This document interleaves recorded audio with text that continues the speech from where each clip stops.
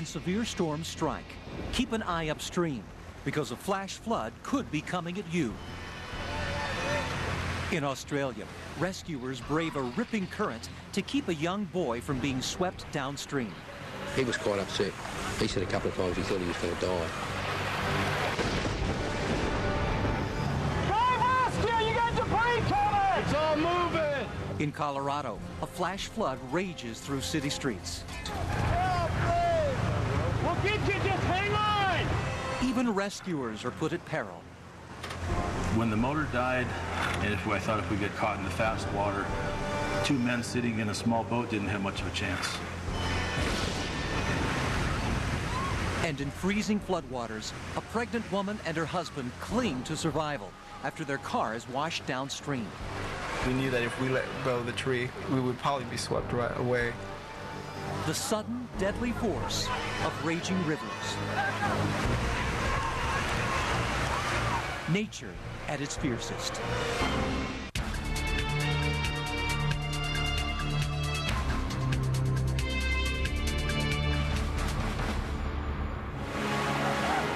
Flood.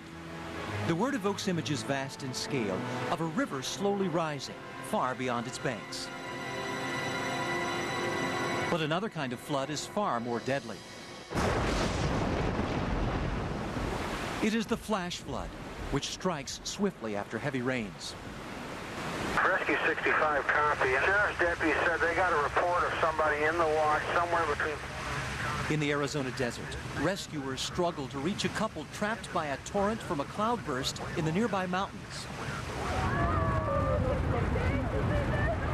In southern France, a storm in the Alps has flooded a Rhone River tributary.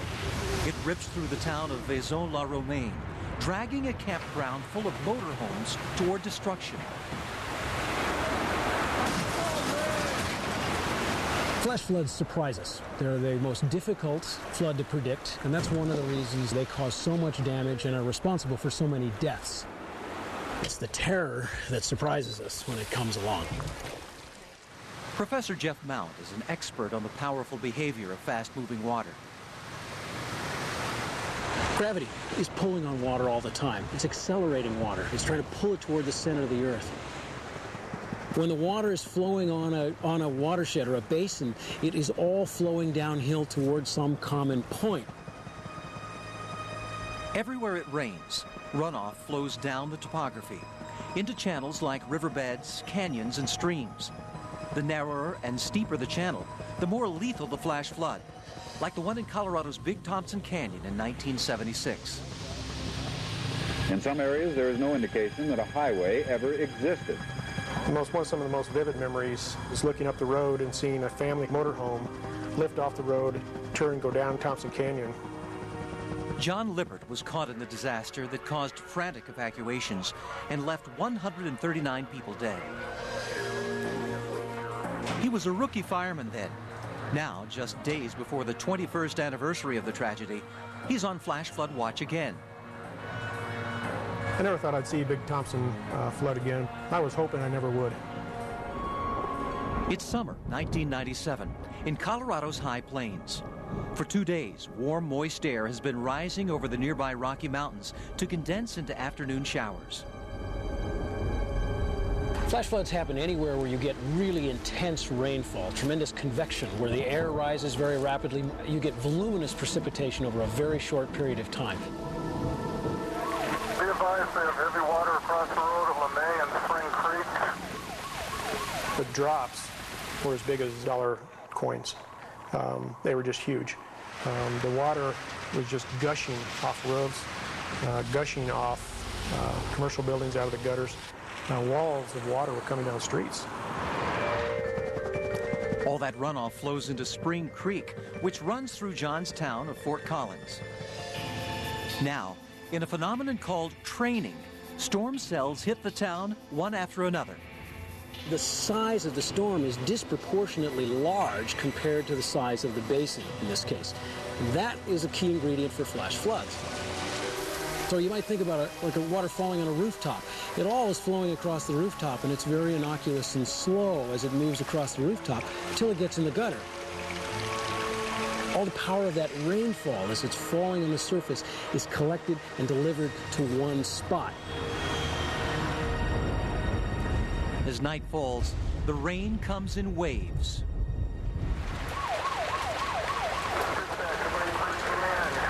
The rain we were in Fort Collins that night, the rain hurt when it hit you.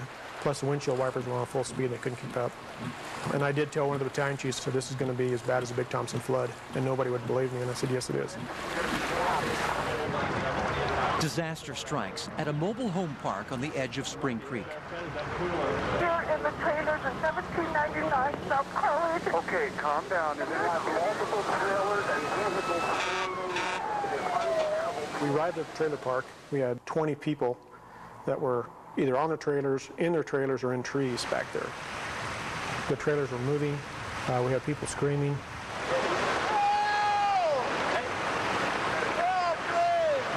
We'll get you, just hang on! Felipe Flores has been swept from his family. It rose very suddenly. All at once, it came from every direction with incredible force. The water was very strong, very fast.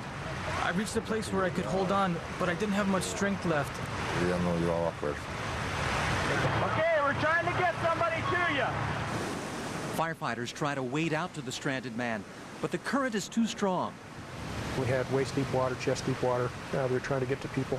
The water was running 6 to 8 miles an hour, and there's no way you can swim in it. There's just no way to do it. What happened to the guy on the tree over here? He's still there. He's sitting right there.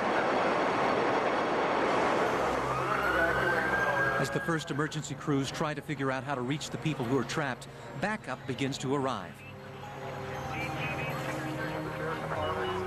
Firefighters break into a dive shop for life jackets and anything that will float. Rick Slaby is one of the volunteers to try to rescue Felipe. We really didn't have a whole lot of time to think about whether this is the right thing to do, the wrong thing to do, or anything. So Rick and his partner head out to the rescue. A child's boogie board, their only rescue equipment. I went after a person that I could hear that was up close to a tree that was just hanging on for dear life.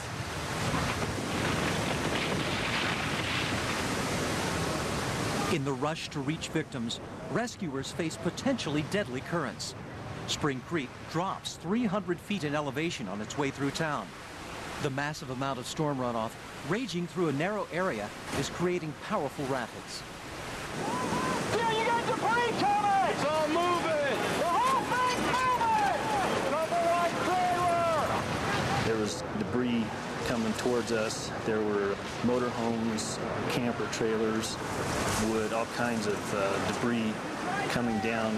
The water was getting faster, it was getting deeper, it was knocking my feet out from under me. I knew that if I didn't get to something that I was going to end up going down the river. There was a trailer behind me.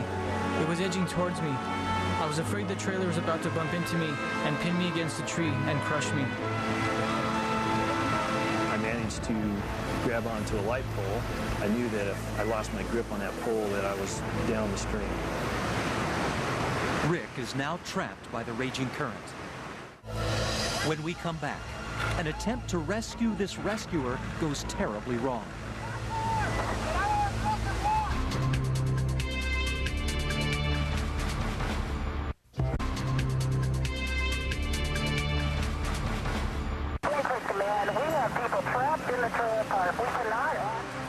In the middle of a Colorado city, a mobile home community is being swept downstream by a flash flood.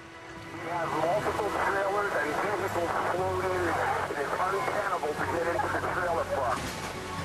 It seemed like everywhere you looked, there was people that needed rescue. The entire city showed up for this. You know, it was chaos. John Lippert and every other emergency person in the city of Fort Collins is desperately trying to reach people like Felipe Flores, who's managed to scale a signpost. It felt like I wasn't going to make it. I thought I was going to die there of the cold. I knew I'd freeze to death if someone didn't rescue me soon. The fireman who had tried to rescue Felipe also clings to a precarious perch. So I was scared to death. I was just praying and hoping that the water would not come up any higher and take the pole out and carry me down the stream. Point, is that boat coming? They're just now putting it in the water. She's getting really frantic. The trapped man is on a dive team, and it's his own boat that sheriff's deputies grab to attempt to rescue. Al Ohms takes the lead. My thought was get to that pole, and of course my thoughts were also, if we don't get there, if something happens, we're going downstream. And I could hear the power of that water rushing. It was hard for that little motor to push that boat. This body of water was erratic. It was flowing very fast. It was probably more dangerous than we should have tried to tackle. As the rescuers approach, Rick Slavey prepares to jump to safety. And I got all the way down the pole and left my foot up on top of the light, and I was just getting ready to jump in the boat when the motor died on the raft. When the motor died, it was a pretty frightening experience. And I thought if we get caught in the fast water, it would be very dangerous and we'd be swept away, maybe under a bridge. Who knows where we would be. Two men sitting in a small boat didn't have much of a chance.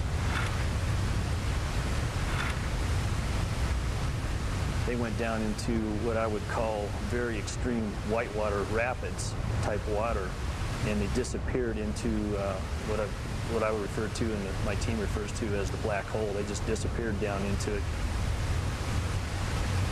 When I saw the boat disappear into there, I thought that they would never survive because the water was so fierce. I was scared to death. While trying to find the men in the raft, emergency crews must also deal with fires from a broken gas line. Airline 1 to dispatch, there's a fire in the trailer court. One of the trailers is on fire. That's the north end of the trailer court. But the flood has crested and is growing calm, enough for rescuers to reach survivors. A lot of the people were having to get into the water, and then they were having to pull the people out by the use of ropes that we had secured on the trailers and to secure places where it was dry. You didn't know what you were standing on. You didn't know what was underneath you.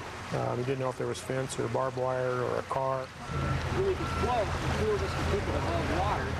We got two infants, we gotta have a boat. I think a lot of the survivors were they were in shock and they were hypothermic. They didn't know what to think. She has two kids, at least one of them's there, she's not sure if the other one's there or not. They wanted immediate rescue, and a lot of times that didn't happen because we were just overwhelmed.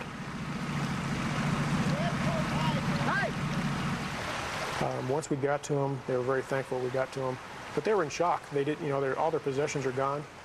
They didn't know what to think. They didn't know where to go. They didn't know about their loved ones or animals. They didn't know what was happening to them. So it was a very difficult time, not only for the firefighters and the stress that we had on us, but also the citizens, because their houses are wiped away, and that was very difficult on us to see that. At last, the flood drops low enough for a rescue team to reach Felipe Flores. I had been there for 45 minutes. I was so weak with cold. Both people asked me if I was okay to walk out on my own. I told them I couldn't. They said, "Don't worry, we'll help you." We got hypothermia. Give up to the ambulance and run up there. Rick Slavey, the rescuer trapped on the light pole, is also helped to safety. But his ordeal isn't over yet. They said we had more victims someplace else in town, so we jumped into the vehicle and took our raft and our dive equipment and headed off to assist others. And to the relief of everyone involved, the raft carrying the two deputies downstream eventually makes it to the safety of shore. We had kind of a wild ride, whitewater ride down the river. Despite the suddenness of the flash flood and the chaos it caused, over 450 people are rescued.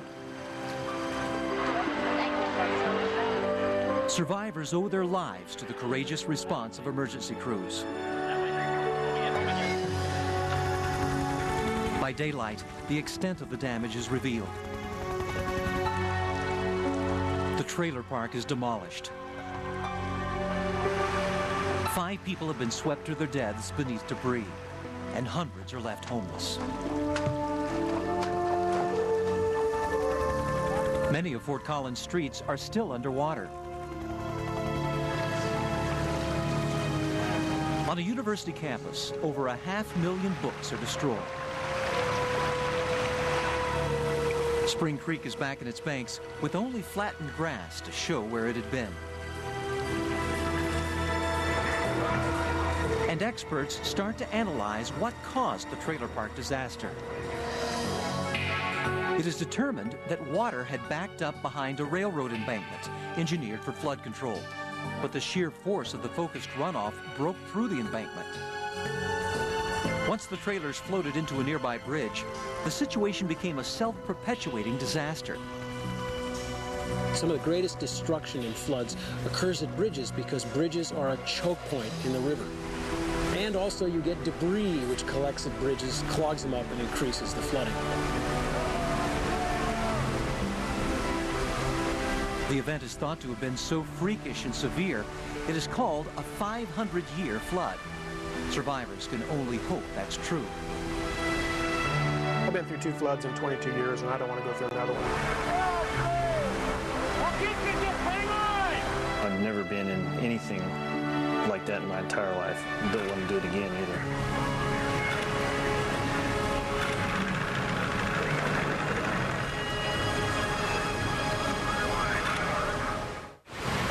When we come back, a young boy swept into a concrete channel hangs on for his life.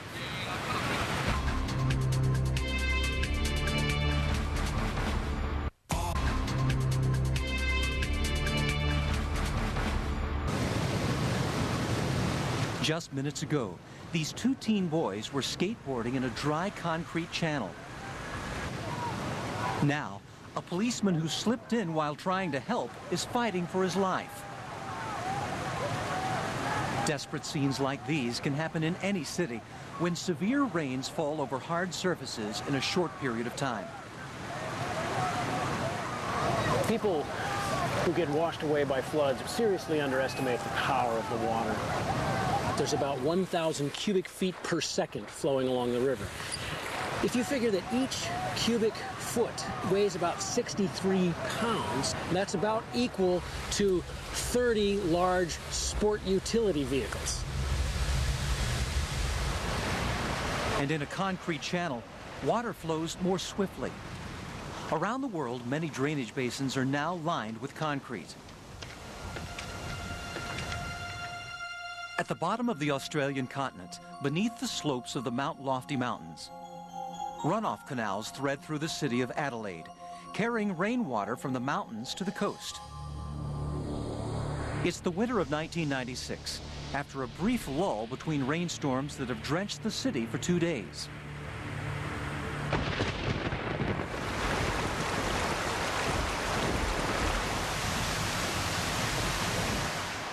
What I remember from that day was it was raining, cloudy and stormy. Chris Butler is unaware of the rising danger as he heads out to play.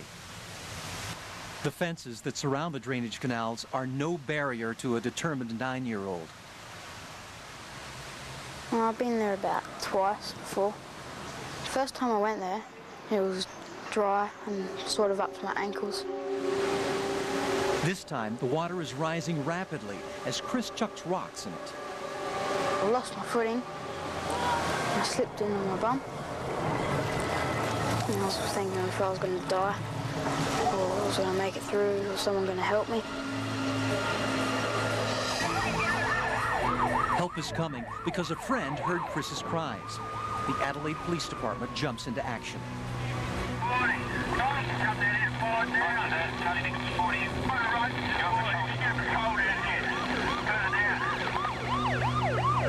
Constable John Potter is first in position to help the boy. Well, I was already prepared to go in the water before I even left the car. I dropped my gun belt, what have you. And when I got to the edge of the creek, I saw the lad actually coming down the stream, so I just had to go in after him.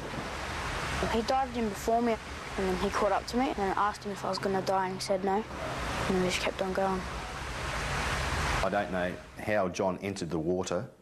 I'd only heard over the radio that a member had been in the water. Charlie 60, Roger, I'm very close. I'll respond to that tasking.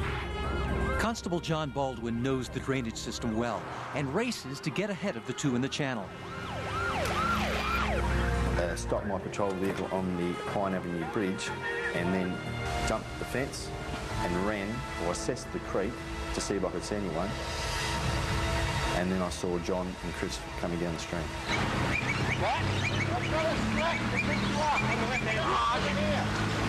John saw me and made his way slowly towards me as best he could. He then threw the child towards me. I went to grab him, but due to the sheer force of the water, that actually pulled me in with the child.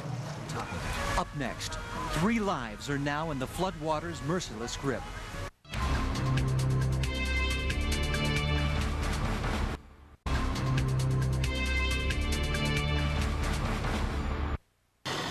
In Australia, a child and 2 policemen are swept away by storm waters. Only a hydrologist can understand just how desperate this situation is. The water's going fast enough, it'll knock you flat. Takes your feet right out from under you.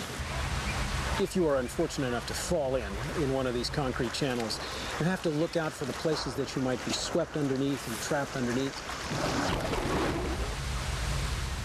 20 minutes into the drama, rescue specialist Dave O'Donovan gets a call. There was a great deal of urgency about it. The impression that I got from the operator was that something needed to be done very quickly. As O'Donovan speeds off to the scene, the men in the water have managed to grab an obstacle called a trash rack, and it pulled the boy on top of it. I hit that and braced my feet, and then just as the kid went past, just grabbed him and put him in behind me, and then John came along and hooked on, and we just, struggled up onto the trash rack the best we could to hang on. The flow of the water, the noise that's made, is quite loud, and we couldn't hear anyone what they were saying to us on the banks. Not a thing, unless they yelled it out very loud. Is it solid? My efforts were basically to get Chris out of the water and onto John's back. He was quite upset. He said a couple of times he thought he was going to die, and he was cold. And when we were hanging on the rack, he was getting quite panicky there at one stage. He was really, really worried. He was having trouble hanging on. Rescue expert Dave O'Donovan finally arrives. As I moved to the edge, I heard one of the officers yell out, tell them to hurry up. That instilled in me a greater sense of urgency to actually get in and do something. The one thing that does stick in my mind is how very cold the water was. He entered the water straight out, probably 20 metres ahead of us, and the natural flow of the water forced him to the trash rack. However, the people holding the line actually pulled him up short of the trash rack.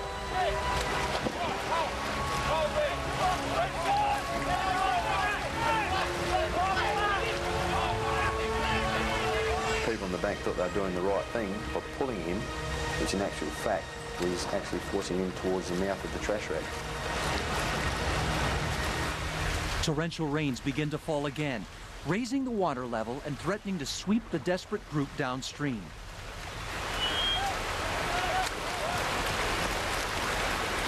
Finally, Chris is dragged towards safety.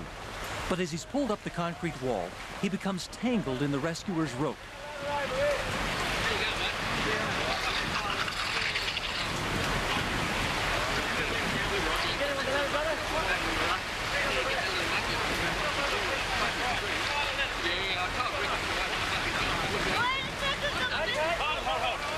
The 9-year-old hangs on with fierce determination.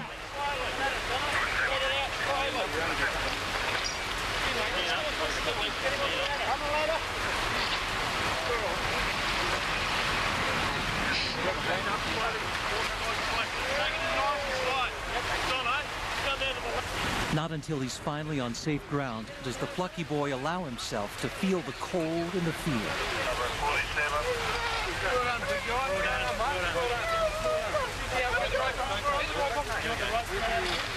Chris was quite distressed. He was shaking quite substantially, so he was obviously feeling the effects of the cold water, and he was in a mild state of shock as well.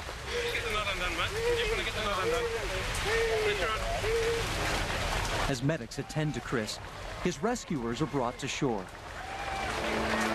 Oh, how was it in there? Cold, wet, Constable Potter behaves as though his ordeal in freezing floodwater was all in a day's work. Just want to try it. It's all right. Yeah, it's all right. Thank you very much. No worries, my pleasure. God bless. Later at the hospital, Chris's mother thanks the men who risked their lives to save her son. It was a trial by water that none would soon forget. What people could learn from my experience in this rescue was obviously not to go near streams. End of story. With the situation of flash flooding, they can very quickly become death traps. It might be nice and sunny where you are, however 10, 15 miles back up the drainage system it might be raining quite heavily. You have to be in the water to really understand how powerful it is. And it's only a couple of 3 or 4 feet deep, and it's powerful enough to take someone in.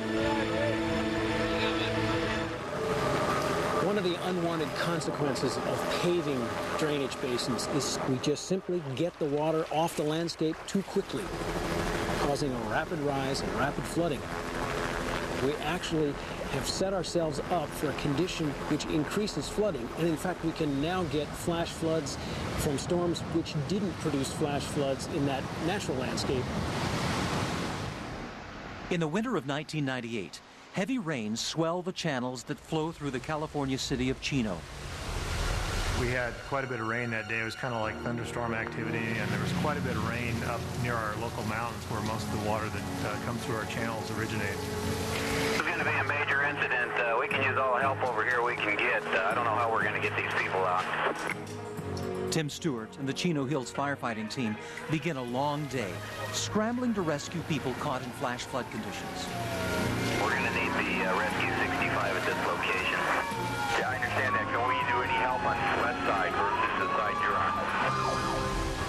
They're off to save a man spotted in a flood control channel. He jumped in to save his dog and has been swept 12 miles downstream. Okay, kid, just hang on! As onlookers rush to see if the man survives, a rescue attempt is made under the bridge. Get out of the way, quick! Because of the velocity of the water being 20 to 30 miles an hour, it can make you lose your footing, and you can end up a swiftwater victim just in that shallow of water. It's something you have to experience to really get the full feeling of that force of the water on you. It's very hard for us to find an area to actually pull a victim out because they're designed to be smooth. There's nowhere to climb out, nothing to really hook onto.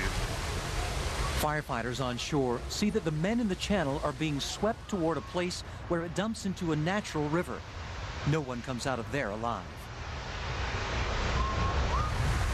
That area down there is it's known as a drowning machine. We have hydraulic actions down there that can cause people to be pulled under, and you just keep getting recirculated into this machine, this washing machine, and you never get a breath of air, and you end up drowning in there.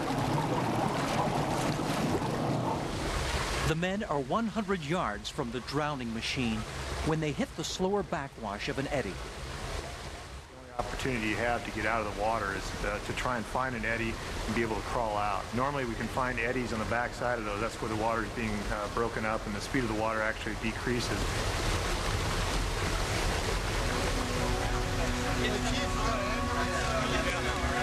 As the hero struggles to catch his breath, medics attend to the shivering man.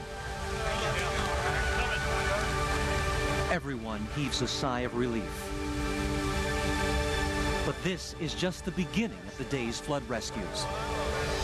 Contact Caltrans when you get some time and tell they're going to have to get somebody out with barricades on Euclid Avenue. There's about 2 feet of water just north of Pine, so probably a half mile.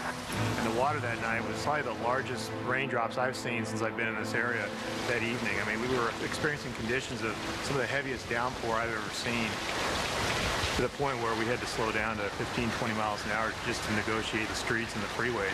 We tried to make access on the west side of your incident. The road is closed at this side. As night falls, the storms continue. The rain did not let up for, had to be 5-6 hours straight. And I can't remember the last time it rained that hard for such a long time. Art Reyes and his pregnant wife, Marie, leave a wedding reception that's been forced to end early due to flooding. They're following directions on what's supposed to be a safe way out. Little by little, the water started rising, but it wasn't very deep. It was only 2.5 feet maybe, or 2 feet, when I started feeling the drag of the water pulling on the truck. The couple is drifting downstream. The truck is sinking, and they must escape. Pregnant, Marie realizes their lives are at risk.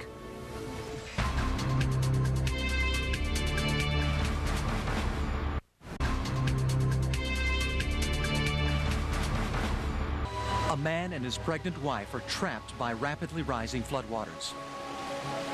Immediately I started lowering my window on my side and telling my wife to lower hers. It was a horrible feeling. I mean, once it was up to our lap, I mean, we were from the waist down underwater. As the car begins to sink in the current, it passes a large tree. Art cannot swim. Before I knew it, I was on the branch, reaching back for my wife's hand, and luckily she was there, because that was my biggest fear at that point, was that she wouldn't be right behind me. We knew that if we fell or we let go of the tree, we would probably be swept right away. Are we going to have any better luck with the engine making access on the west side? We could probably use any unit over there. Others in the wedding party have called for help, but it takes over half an hour of navigating the floods for Tim Stewart and his unit to reach Art and Marie. Oh, and we do have people clinging to debris here. And on arrival, we found the Reyes were in the tree screaming.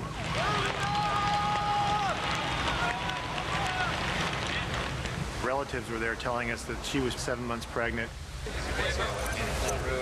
And they'd been already at that point had been in the water for over a half hour, so we knew that they were starting to get hypothermic. We've got 2 people trapped in the brush, and we can't get to them. We cannot get to them. I think at that time it really kind of sunk in that we had to actually go out there and physically get a hold of these people and get them off that tree. Ropes and metal clips called carabiners are now the only link between life and death of everyone involved in this rescue. Tim's unit begins a maneuver called a conga line to stabilize the team in the fast-moving current. I was the second rescuer in line. The water speed that evening was over 20 miles an hour. We actually were probing around to try and feel the ground underneath our feet. But before they can reach the desperate couple, the team feels the river drop off. They were still probably 10 to 12 feet away from us, so I knew they weren't going to get any closer, and they were going to have to do what they had to do from that distance. Pregnant Marie's body temperature is dropping dangerously. Her husband must manage the ropes being thrown to them, put his wife in a life vest, and secure the rescue line to the tree. You really had to look at your fingers and make sure that what you were trying to do with them is what your fingers were doing. I couldn't feel my body anymore, and my body was just ready to really just let go. I had to keep looking at my hands to make sure that I had a closed fist.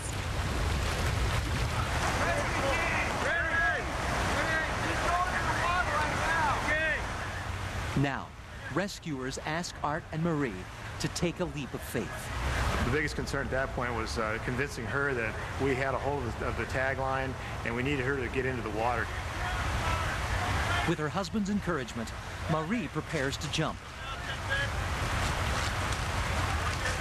I got 1 foot over the branch, but my right foot was stuck within the branches and I couldn't get it loose. And my husband got it loose, and as soon as it got loose, I fell straight into the water. She kind of went head first down underwater for maybe 1 or 2 seconds. For me, it seemed like a couple minutes. Marie is pulled to safety. Exhausted and chilled to the bone, she's put on a stretcher and taken to the hospital. With his wife safe, it's finally Art's turn. He's never been in water over his head.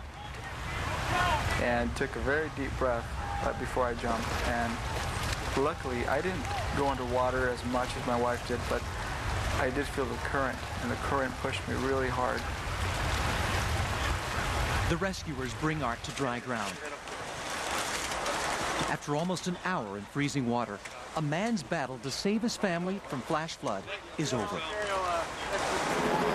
When we come back, an Army helicopter attempts to rescue a 12-year-old girl trapped in a Texas flood.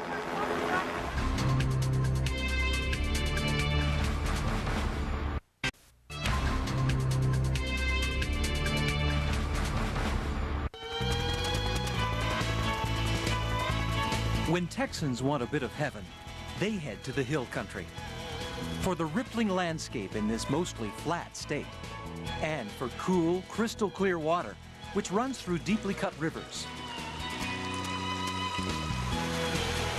Water flows easily over the region's limestone rock, clay, and shallow sandy soil.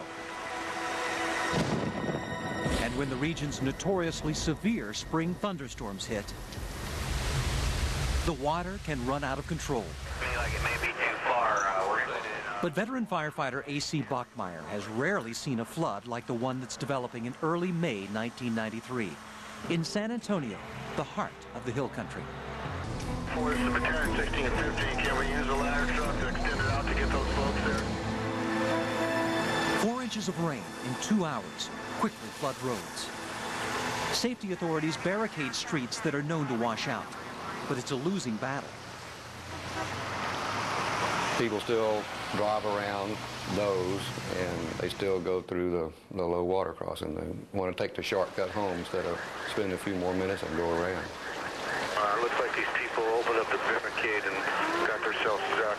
I'm on scene at Pine El Prado. Most of the calls the fire department is getting are for cars off the road.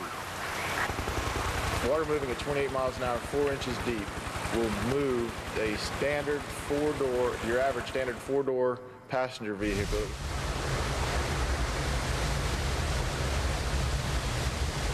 When cars are swept off the road, they soon become difficult to reach. Often, firefighters must decide whether to walk out in floodwater or use the ladder off a fire truck.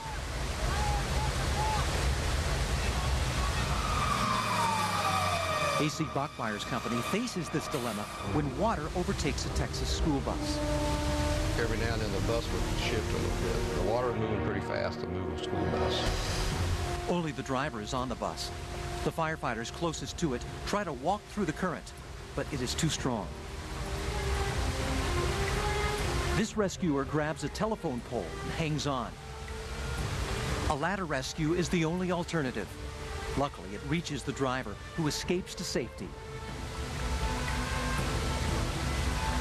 San Antonio's streets have become deadly whitewater flows.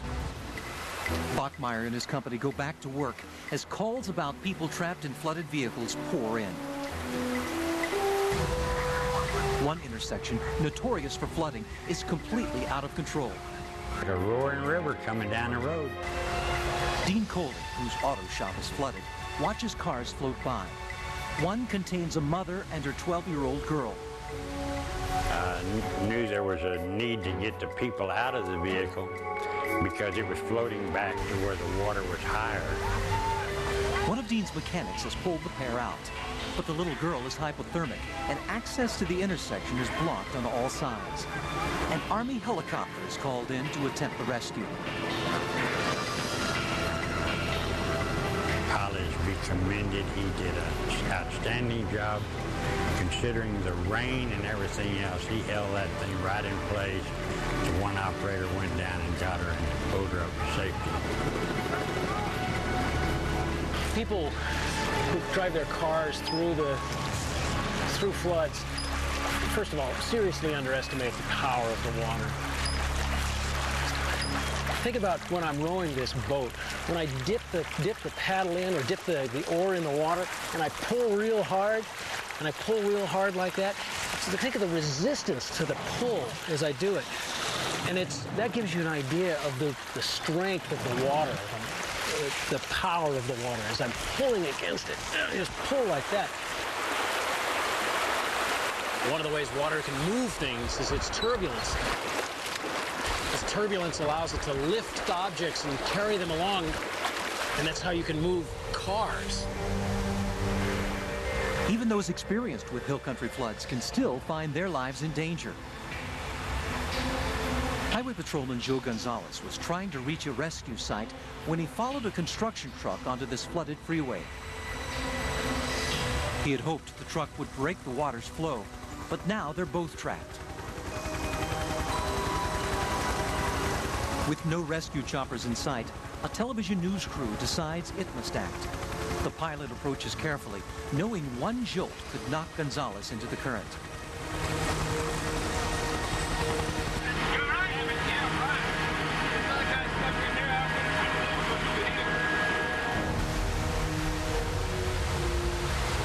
The driver of the construction truck is still trapped. The television news chopper makes a second rescue.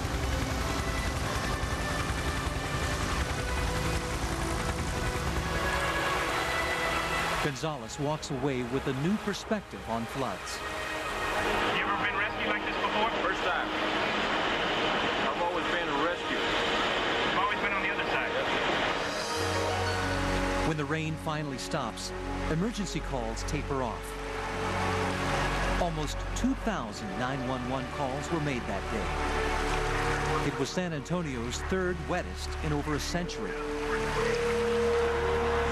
Flash flood claimed 3 lives. The city now has a law that those who attempt to drive through flash flood warning areas and get trapped must pay for their own rescue. The idea is catching on in many other regions that suffer from flash floods. Because no amount of planning or rescue training can change the fact that when there's thunder and rain in the hills, the runoff will rush down with lethal force. Listen to the intensity of the rain. Pay attention to the river stream. When you see water start rising, that's a good environmental clue to get out of the way. The idea that maybe a foot or two of water could possibly affect a vehicle that big and heavy is beyond most people's comprehension. If you get a flash flood warning, grab your family and get out. Don't hesitate at all.